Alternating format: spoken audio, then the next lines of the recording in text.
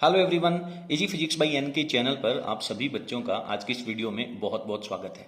12th class की physics का board परीक्षा 2023 के लिए जो पाठ्यक्रम निर्धारित किया गया है उसमें चैप्टर नंबर 1 विद्युत आवेश तथा क्षेत्र का जो चैप्टर है उसके अभ्यास प्रश्न जो पाठ के पीछे सवाल दिए गए हैं उनका सॉल्यूशन हम आज के इस वीडियो में सोल्व करेंगे। इस चैप्टर के सभी टॉपिक्स का सॉल्यूशन, वीडियो सॉल्यूशन आप लोगों को प्ले लिस्ट में मिल जाएगा। वहां पे जाकर के आप इन सभी टॉपिक्स को क्लियर कर सकते हैं। 12th क्लास की फिजिक्स का पूरा सिलेबस पढ़ने के लिए आप हमारे चैनल को सब्सक्राइब करें और यदि आपको हमारे वीडियोस, हमारे सॉल्यूशंस आपको पसंद आ रहे हैं तो आप सभी से अनुरोध है कि प्लीज आप वीडियो का लिंक अपने फ्रेंड्स को शेयर जरूर करें। चलिए क्वेश्चन नंबर 1 हम पढ़ने वाले हैं। पहला प्रश्न जो है वो आप लोगों को अपनी स्क्रीन के ऊपर नजर आ रहा है कि वायु में एक दूसरे से 30 सेंटीमीटर की दूरी पर दो छोटे आवेशित गोले 2 10⁻⁷ और 3 10⁻⁷ आवेश हैं, कूलाम के आवेश हैं, उनके बीच में कितना फोर्स लगेगा। तो परीक्षा में जब आप इन प्रश्नों को सॉल्व करें तो सबसे पहले आप इनको संकेत के आगे लिखते जाएं। आर की जो वैल्यू दे रखी है वो हमें दे रखी है 30 सेंटीमीटर। पहला जो चार्ज Q1 है वो हमें दे रखा है 2 × 10⁻⁷ कूलाम एंड जो दूसरा चार्ज Q2 है उसकी वैल्यू दे रखी है 3 × 10⁻⁷ कूलाम। तो कुछ इस तरह से आप अपनी परीक्षा की कॉपी में आंसर लिखेंगे। हमें निकालना इन दोनों आवेशों के बीच में लगने वाला फोर्स, तो F के आगे हम क्वेश्चन मार्क लगा देंगे। अब हम यहां पे लिखेंगे कूलाम नियम से, कूलाम नियम का उपयोग करेंगे और कूलाम नियम के अकॉर्डिंग हम इस फोर्स की वैल्यू निकालने वाले हैं। तो कूलाम नियम से जब आप ये फॉर्मूला लिखेंगे तो इस फॉर्मूले का आधा अंक निर्धारित होता है। तो F की वैल्यू हमारे पास फॉर्मूला आता है K Q1 Q2 अपॉन दूरी का स्क्वायर। देखिए हमसे केवल आवेश की बात करी गई है तो आपको यहां पर परिमाण की वैल्यू निकालनी है, न कि इसकी डायरेक्शन। तो इसको आप वेक्टर फॉर्मेट में सोल्व नहीं करेंगे क्योंकि आपको पता नहीं है कि आवेश किस तरह से रखे गए हैं। तो हम केवल बल के परिमाण की वैल्यू निकालेंगे। तो K की वैल्यू जो होती है वो 9 × 10⁹। Q1 जो है वो हमें कूलाम के अंदर दे रखा है। मात्रकों का आप लोगों को विशेष ध्यान रखना है, 10⁻⁷ और दूसरा जो चार्ज है वो 3 × 10⁻⁷ बटा में हमें लेना है दूरी का वर्ग। तो दूरी हमें यहाँ पे जो सेंटीमीटर में दे रखी है इसको हम पहले मीटर में कन्वर्ट कर लेंगे और सेंटीमीटर को मीटर में कन्वर्ट करने के लिए 10⁻⁻2 से मल्टीप्लाई किया जाता है। तो इस बात का आप लोग विशेष ध्यान रखेंगे। जनरली बच्चे यहाँ पे 30 लिख करके उसका स्क्वायर कर देते हैं। तो 30 × 10⁻⁻2 का स्क्वायर करना है तो मैं इसको डबल टाइम 2 बार लिख लेता हूं 10⁻⁻2। अब आप इसको सॉल्व कर लें बेटा। जब आप इसको सॉल्व करेंगे तो एक बार मैं इसको 10 की पावर जो है उसको हटा देता हूं, बाकी सारी वैल्यूज को गुणा कर लेता हूं। तो ये जो 30 है वो 3 से जब अपन डिवाइड करेंगे तो 10 बार डिवाइड हो जाएगा और ये जो 9 है वो 3 बार डिवाइड हो जाएगा। फिर हम 3 को यहां से कैंसिल आउट करके ये जो 30 है इसको 10 बार कैंसिल आउट कर देंगे। तो ऊपर मेरे पास वैल्यू बचेगी, 3 को 2 से गुणा करेंगे 6 × 10 की पावर, ये वैल्यू रहेगी मेरे पास 9। इसके बाद में 10 की पावर -7 और -7, ये 10 की पावर होगी -14 अपॉन में क्या चल रहा है 10 और 10 की पावर +2, ये नीचे 10 की पावर -2 कैंसिल आउट हो जाएगा और नीचे हमारे पास सिर्फ बचेगा 10 की पावर -2। अब अपन इसे सोल्व करेंगे तो ये हो जाएगा 6 × ये -2 ऊपर जाकर के प्लस में बदल जाएगा तो 10 की पावर 11 हमारे पास हो जाएगा और -3 हमारे पास यहां पे वैल्यू रहेगी। तो 10 की पावर -3 न्यूटन, 6 × 10 की पावर -3 न्यूटन का बल रहेगा। अब ये जो दोनों आवेश हैं वो समान प्रकृति के हैं तो निश्चित रूप से हमें लिखना चाहिए कि इनके बीच में लगने वाला बल जो है वो किस प्रकृति का होगा। तो हम लिखेंगे दोनों धनावेशों के मध्य जो बल लगेगा, धनावेशों के मध्य प्रतिकर्षण बल लगता है, प्रतिकर्षण बल। और ये जो प्रतिकर्षण बल है वो कितना लगेगा उसकी वैल्यू अगर आप यहां पे दोबारा लिख दें तो बहुत बेहतर रहेगा, 6 × 10⁻³ न्यूटन लगता है। ठीक है, तो इस तरह से आप जब इसका सारांश लिखेंगे तो ज्यादा बेटर रहेगा। ये हमारा पहला प्रश्न जो है वो सॉल्व हो जाता है। चलिए दूसरे प्रश्न की ओर बढ़ते हैं। दूसरा जो प्रश्न है वो भी आपको अपनी स्क्रीन के ऊपर नजर आ रहा है। 0.4 माइक्रो कूलाम के आवेश के किसी छोटे गोले पर किसी अन्य आवेशित गोले के कारण वायु में यानी निर्वात में 0.2 न्यूटन का बल लग रहा है। तो सबसे पहले मैं पहला चार्ज लिख लेता हूं Q1, ये दे रखा है 0.4 माइक्रो कूलाम का। तो माइक्रो को जब अपन यहां से हटाएंगे तो 0.4 इंटू 10 की पावर -6 लग जाएगा और कूलाम के अंदर मात्रक कन्वर्ट हो जाएगा। तो आप इन चीजों का विशेष ध्यान रखेंगे। दूसरा आवेश जो है वो हमें अभी तक नहीं दे रखा है। इन दोनों आवेशों के बीच में लगने वाला बल F जो है वो 0.2 न्यूटन का दे रखा है। अब सवाल कर रहा है कि यदि दूसरे गोले के ऊपर आवेश यानी Q2 की वैल्यू अब हमारे पास आ गई है, यह है 0.8 माइक्रो कूलाम। तो इसको हम माइक्रो को हटा लेंगे, 0.8 माइक्रो की जगह 10 की पावर -6 कूलाम वैल्यू आ जाएगी। पहला प्रश्न कह रहा है कि दोनों गोलों के बीच दूरी कितनी है, इनके बीच R की वैल्यू हमें फाइंड आउट करनी है। और दूसरा प्रश्न कह रहा है कि जो पहले गोले के ऊपर दूसरे गोले की वजह से फोर्स लग रहा था, अब दूसरे गोले के ऊपर पहले गोले की वजह से फोर्स कितना लगेगा, F21 कितना लगेगा। और यहां पे ये जो वैल्यू है वो F12 की दे रखी है, यानी पहले गोले पर दूसरे की वजह से फोर्स हमें दे रखा है, दूसरे गोले पर पहले गोले की वजह से फोर्स हमें कैलकुलेट करना है। तो हम सॉल्यूशन करने वाले हैं पहले पार्ट का, ए पार्ट का सॉल्यूशन। तो क्या लगा देंगे, कूलाम का नियम हम अप्लाई करेंगे। कूलाम नियम से यदि आप लिखते हैं तो इसका प्रभाव आपके एग्जामिनर के ऊपर बेहतर रहेगा, अगर आप डायरेक्ट लिखते हैं तब भी चलेगा। तो F12 की जो वैल्यू है वो हमारे पास फॉर्मूला आ जाएगा K Q1 Q2 अपॉन आवेशों के बीच की दूरी का स्क्वायर। हमें दूरी निकालनी है, दूरी निकालनी है तो पहले हम इस फॉर्मूले को ही चेंज कर लेंगे। तो R के स्क्वायर की जब अपन वैल्यू निकालेंगे तो R स्क्वायर मल्टीप्लाई में जाएगा और जो F12 है वो डिवाइड में आ जाएगा। तो फॉर्मूला बनेगा K Q1 Q2 upon F12। हमें R की वैल्यू चाहिए, न कि स्क्वायर नहीं चाहिए, हमें R की वैल्यू चाहिए। तो हम यहां पे इसको सॉल्व करेंगे, R की वैल्यू लगाएंगे तो जब स्क्वायर हटेगा तो दूसरी तरफ रूट लगेगा, K Q1 Q2 upon F12। अब आप इनकी वैल्यूज रिप्लेस कर दीजिए और इसको सॉल्व कर लीजिए। K का मान होता है 9 इंटू 10 की पावर 9। निर्वात की स्थिति में Q1 दे रखा है 0.4 10 की पावर -6। उसके बाद में हमें Q2 दे रखा है 0.8 10 की पावर -6 बटा में हमें इन दोनों आवेशों के बीच में लगने वाला बल दे रखा है 0.2 न्यूटन का। अब बहुत अच्छे से इसको सॉल्व करेंगे तो ये वैल्यू यहां से 2 बार कैंसिल आउट हो जाएगी, हमारे पास वैल्यू क्या आ जाएगी। देखिए अब आप इनको गुणा ना करें, गुणा करने से बेहतर है आप इनको टुकड़ों में छोड़ दें। इसको मैंने 9 छोड़ दिया, ये मेरे पास 2 रह गया। ये जो 0.8 नजर आ रहा है इसको मैं 8 लिख लेता हूं, ये 10 की पावर 9 हो गया, ये 10 की पावर -6 और -6 -12 हो गया। और ये जो पॉइंट आपने हटाया है, इस पॉइंट को जब आप रिमूव करेंगे तो आपके पास बटा में 10 लगेगा और ये 10 जब ऊपर जाएगा तो पावर -1 बना देगा। क्लियर है, आप अंडर रूट निकाल दीजिए, अंडर रूट के अंदर वैल्यूज रखते जाइए। आप इसको और सोल्व कर लीजिए। 9 का वर्गमूल निकालना आसान है, इसको छोड़ दिया मैंने। ये जो 4 8 दूनी 16, इसको मैंने 16 लिख दूंगा।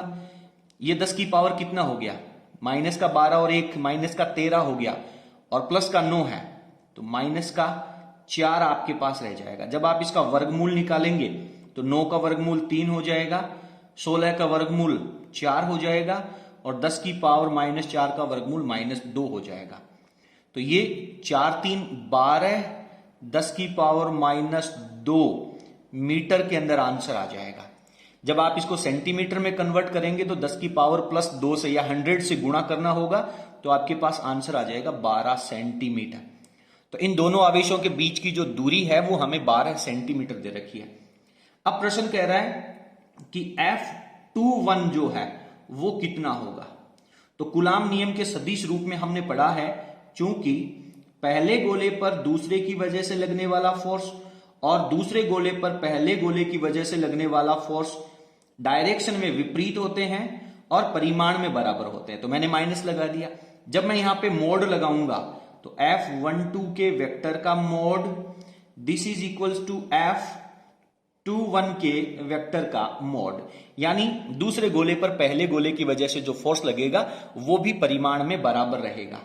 अर्थात अब हम इसका अर्थ लिखेंगे, अर्थात दूसरे आवेश पर दूसरे आवेश पर पहले आवेश के कारण बल समान रहता है। पहले आवेश के कारण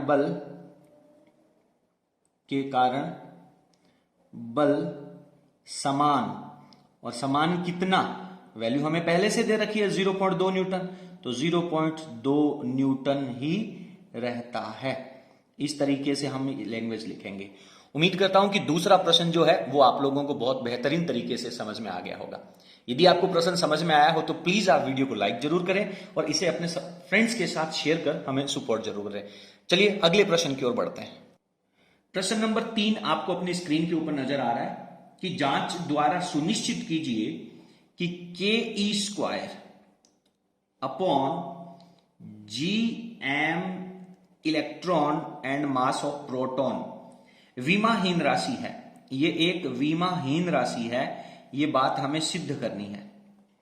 विमाहीन है, ये सिद्ध करना है। क्लियर है? और सारणी देखकर इन अनुपातों का मान भी ज्ञात कीजिए। और यह अनुपात क्या बताता है, इसका जो रिजल्ट है मान रख करके इसकी वैल्यू जो है वो भी हमें फाइंड आउट करनी है। चलिए तो अब अपन क्या करते हैं, इन सभी राशियों की विमा हम लिखते हैं। तो हम लिखेंगे चूंकि k का मात्रक, k जो है वो हमारे पास सार्वत्रिक बल नियतांक है, तो k का मात्रक क्या होता है, न्यूटन k का मात्रक ये होता है newton metre square upon coulomb square. तो इसकी जब अपन विमा निकालेंगे तो न्यूटन की विमा होती है m1 L1 T-2, मीटर का स्क्वायर है मतलब L की पावर 2, और कूलाम की विमा 80 होती है, तो इसका स्क्वायर कर देंगे तो a² T²। ये हमारे पास k का मात्रक हो गया, k की विमा होगी। इलेक्ट्रॉन आवेश की विमा, तो e² की जो विमा है वो हमारे पास क्या हो जाएगी, E जो है वो एक आवेश है, आवेश की विमा 80 होती है, तो इन दोनों का स्क्वायर करना है तो a² T²। G गुरुत्वीय बल नियतांक है, गुरुत्वीय बल नियतांक है, बल नियतांक। और जब ये गुरुत्वीय बल नियतांक है तो इसका मात्रक क्या होता है बेटा, इसका मात्रक होता है newton metre square upon kilogram square. तो इसकी विमा क्या हो जाएगी हमारे पास, पहले हम सभी की विमा लिख लेते हैं। तो इसकी विमा क्या हो जाएगी, बल की विमा m1 L1 T-2, ऊपर दे रखा है मीटर का स्क्वायर तो L की पावर 2, और नीचे दे रखा है kg तो m की पावर 2। क्लियर है? उसके बाद में me और mp इन दोनों की विमा क्या हो जाएगी, ये दोनों द्रव्यमान हैं तो इनकी विमा m की पावर 2 हो जाएगी। इसलिए हमारे पास किसकी वैल्यू चाहिए, ke² upon gme and mp, इसकी विमा लिखते हैं। तो पहले हम k की विमा लिख लेते हैं, हमारे पास यहां पे दे रखी है k की विमा, तो हम लिखते हैं m1 L1 T-2 L2 upon में हमें दे रखा है कूलाम का स्क्वायर, साथ में हम चार्ज ऑफ इलेक्ट्रॉन इसकी विमा लिख लेते हैं। तो कूलाम स्क्वायर की इसकी विमा जब अपन बात करेंगे तो यहां पे हमारे पास A2T2 है, विमा लिख रहे हैं हम तो A2T2। आवेश की विमा अभी हमने बात करी थी A2T2, ये आपके पास वैल्यू आ जाती है ऊपर वाले की। अब अपन बात करेंगे बटा में, चलेंगे बटा में जाने के बाद हम G की विमा लिखेंगे तो m1 L1 T-2 L2 upon m की पावर 2। और अब हमें साथ में me और mp की विमा चाहिए जो हम यहां पे लिख चुके हैं m की पावर 2। ये वैल्यू यहां से कैंसिल आउट हो जाएगी, ये m² इससे कैंसिल आउट हो जाएगा, और ये दोनों विमाएं एग्जैक्टली सेम है, तो ये हमारे पास क्या राशि आ जाती है, विमाहीन राशि आ जाती है। उम्मीद करता हूं कि इतना पार्ट आप लोगों को अच्छी तरह से समझ में आ गया होगा। अब अपन आगे बढ़ते हैं और इस अनुपात की वैल्यूज रख करके हम इसका मान और निकाल लेते हैं। चलिए आगे बढ़ते हैं। आप वीडियो का पॉज करके इसका स्क्रीनशॉट ले लें और अपने नोट्स में अच्छे से उतार लें। आगे बढ़ते हैं बेटा। आगे हमें सवाल कह रहा है कि ke² upon g mass of electron and mass of proton इसका मान हमें निकालना है, अनुपात हमें निकालना है। तो K की जो वैल्यू होती है, K की वैल्यू कितनी होती है हम बहुत अच्छे से जानते हैं, निर्वात में 9 × 10⁻9 होती है। चार्ज ऑफ इलेक्ट्रॉन 1.6 10⁻−19 और इसका हमें स्क्वायर दे रखा है, तो अपन इसको डबल टाइम लिख लेते हैं, 10⁻−19 ये स्क्वायर हो जाता है अपॉन G, जो कैपिटल G है वो गुरुत्वाकर्षण बल सार्वत्रिक नियतांक है, जिसका मान होता है 6.67 × 10⁻11। उसके बाद में मास ऑफ इलेक्ट्रॉन, ये वैल्यू होती है 9.1 × 10⁻31 और मास ऑफ प्रोटॉन जो होता है वो होता है 1.6 × 10⁻27 kg। 1.6 के आगे हम 7 भी लगा सकते हैं। अब इस पूरी वैल्यू की कैलकुलेशन हमें चाहिए। मैंने रफ के अंदर इस पूरी कैलकुलेशन को सॉल्व कर लिया है, आप लोग इसकी कैलकुलेशन को सॉल्व कर लें।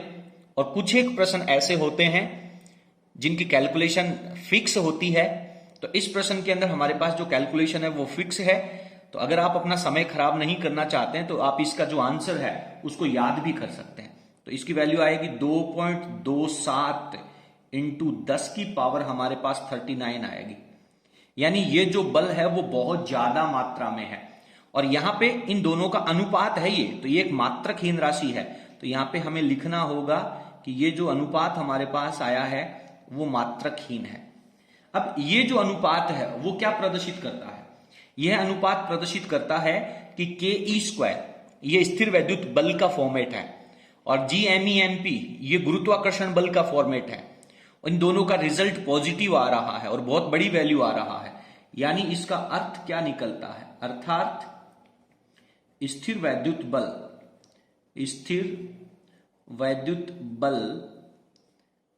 बल कोमा गुरुत्वीय बल की तुलना में क्या होता है? अधिक मजबूत, प्रबल होता है, अधिक प्रबल होता है।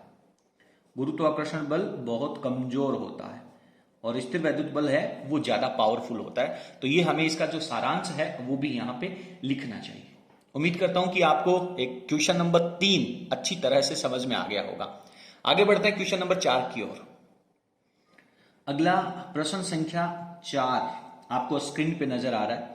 पहला पार्ट क्या कह रहा है कि किसी वस्तु का विद्युत आवेश क्वांटीकृत होता है। आवेश के गुण धर्मों का सबसे महत्वपूर्ण पार्ट हमने पढ़ा है कि आवेश जो है वो क्वांटीकृत होता है, यानी आवेश का स्थानांतरण इलेक्ट्रॉन के पूर्ण गुणज के रूप में होता है। तो इस कथन से आप क्या समझते हैं? तो हम यहां पे लिखेंगे कि आवेश का स्थानांतरण जो है, आवेश का स्थानांतरण किसके रूप में होता है बेटा? आवेश का स्थानांतरण इलेक्ट्रॉन के पूर्ण गुणज के रूप में होता है। और यहां पे हमें इसका फॉर्मूला भी लिख लेना चाहिए, होता है Q = Ne and N is the number of electron. तो इतना लिखने से आपका ये जो आंसर है वो क्लियर हो जाता है। बी पार्ट कह रहा है कि स्थूल पैमाने पर या बड़े पैमाने पर विद्युत आवेशों से व्यवहार करते समय हम विद्युत के आवेश के क्वांटीकरण की उपेक्षा कैसे कर लेते हैं। आप ऐसा समझ लीजिए कि एक कमरे का फर्श है, उस फर्श पे मैं एक मुट्ठी गेहूं के दाने फैला देता हूं।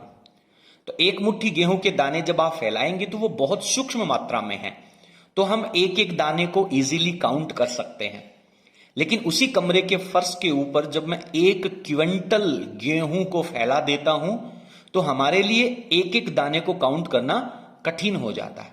तो उसी तरीके से जब हम बहुत थोड़ा सा आवेश डालते हैं, एक एक इलेक्ट्रॉन का आवेश यदि हम स्थानांतरित करते हैं तो हम उसको कैलकुलेट करेंगे।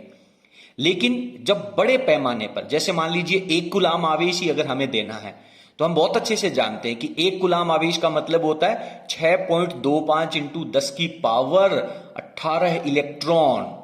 इतने इलेक्ट्रॉन मिलकर के हमारे पास 1 कूलाम आवेश बनाते हैं। तो उसी तरीके से बड़े पैमाने के ऊपर जब अपन आवेश की बात करते हैं तो आवेश को हम क्वांटीकृत ना मान करके सतत आवेश वितरण मानते हैं। तो यहां पे हम लिखेंगे, इसका सॉल्यूशन क्या लिखना चाहिए, 1 कूलाम आवेश में इलेक्ट्रॉनों की जो संख्या है वो कितनी होती है, 6.25 इंटू 10 की पावर 18 इलेक्ट्रॉन होते हैं। अतः यह बहुत बड़ी संख्या है, बड़ी संख्या है। अतः किस स्थिति में, स्थूल अवस्था में, स्थूल या वृहद अवस्था लिख सकते हो, वृहद स्थूल पैमाने पर आवेश के क्वांटीकरण की उपेक्षा की जाती है, उसको छोड़ दिया जाता है, उपेक्षा की जाती है। और अगर आप ज्यादा लिखना चाहें तो आप इसे लिख सकते हैं कि सतत आवेश वितरण माना जाता है। क्लियर है? उम्मीद करता हूं कि क्वेश्चन नंबर 4 आप लोगों को बहुत अच्छे से क्लियर हो गया होगा। आगे बढ़ते हैं। प्रश्न संख्या 5।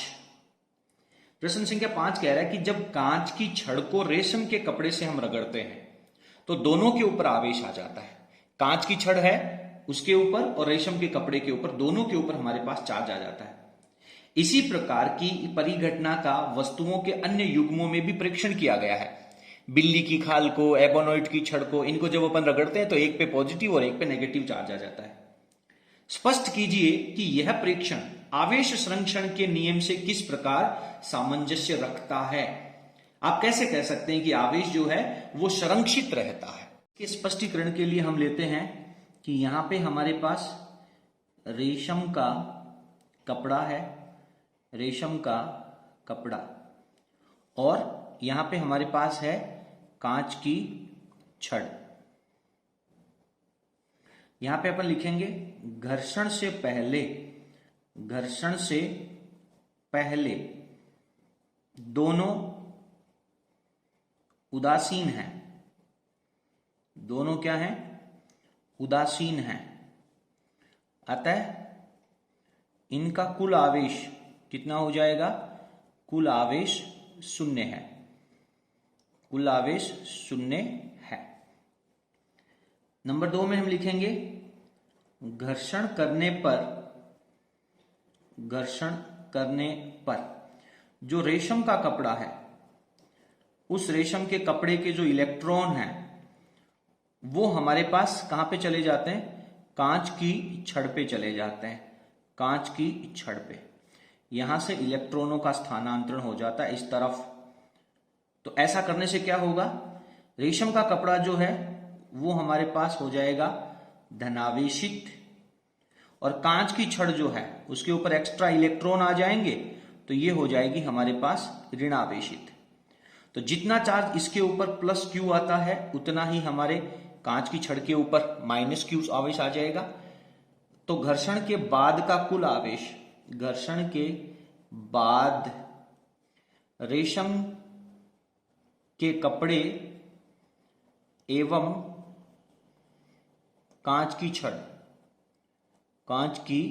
छड़ पर कुल आवेश कितना हो जाएगा? तो यदि हम इन दोनों के आवेश को जोड़ दें तो plus Q and minus Q total 0, तो क्या रहता है? 0 रहता है। इस बात का अर्थ क्या निकला? अर्थात आवेश का केवल स्थानांतरण होता है और आवेश क्या रहता है? संरक्षित रहता है। आवेश संरक्षित रहता है। क्लियर है? तो उम्मीद करता हूं कि ये जो 5वां सवाल है वो भी आपको बहुत बेहतरीन तरीके से समझ में आ गया होगा। आज के वीडियो में हम केवल 5 प्रश्न पढ़ते हैं, बाकी के जो प्रश्न हैं वो हम अगले वीडियो के अंदर सॉल्व करेंगे। इस तरह से हम 12th क्लास की फिजिक्स के सभी चैप्टर्स के उदाहरण भी और पाठ के पीछे की जो सवाल हैं उनको विस्तार पूर्वक चर्चा करेंगे। पूरा सिलेबस पहले से हमने YouTube के ऊपर उपलब्ध करवा रखा है। आप प्लीज प्ले लिस्ट के अंदर जाकर के सभी टॉपिक्स को बेहतरीन तरीके से तैयार कर सकते हैं। और यदि आप हमारे हाथ से लिखे हुए नोट्स परचेज करना चाहते हैं तो उसके लिए आप हमारे व्हाट्सएप नंबर के ऊपर संपर्क करें। चलिए आज की वीडियो में इतना ही। बहुत बहुत धन्यवाद। Thank you.